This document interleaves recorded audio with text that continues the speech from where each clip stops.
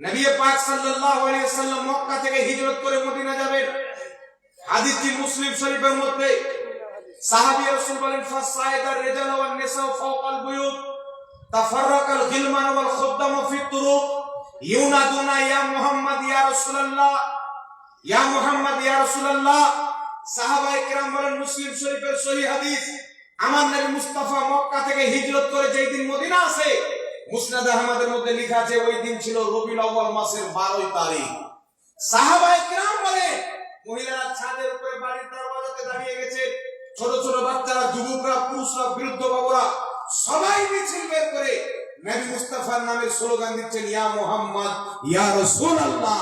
মদিনার সাহাবারা নবীর আগমনে মিছিল বের করে যেটা করেছে, আমরাও 12 রবিউল আউয়ালে মিছিল বের করে সেটাই করি।